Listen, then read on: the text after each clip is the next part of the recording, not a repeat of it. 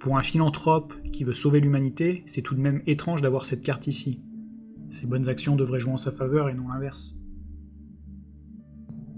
Sur le dessus, nous avons 2 cartes conseils.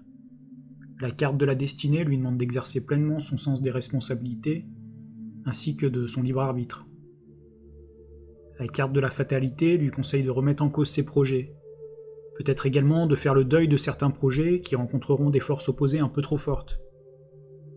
Il a en tout cas la clé et la liberté totale. Il peut faire ce qu'il souhaite, mais il devra assumer les conséquences. C'est à lui de voir et donc d'y réfléchir. Ensuite, nous allons regarder la carte du bas, qui est la réponse de notre tirage.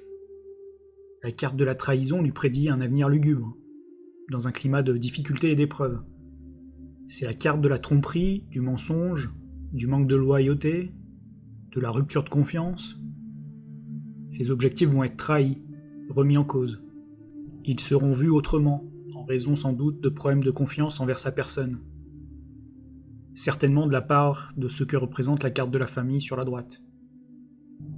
Cette carte peut aussi indiquer qu'il va être trahi par des personnes qu'il pensait loyales. Pour conclure l'interprétation de ce tirage, regardons les 2 dernières cartes au centre. Pour rappel, ce sont la synthèse et l'avenir plus éloigné. La carte des procès évoque les conflits, les tensions, les oppositions, la justice. La carte de la renommée seule peut évoquer une excellente réputation, la reconnaissance, une ascension sociale et matérielle. Mais étant donné que cette carte est accompagnée de la trahison et du procès, et que la renommée il l'avait déjà il y a 30 ans, cette carte est pour moi plus ici pour qualifier la carte de la trahison et du procès. Les procès qu'on va lui faire pour avoir trompé les familles, carte sur la droite, vont lui offrir une nouvelle renommée.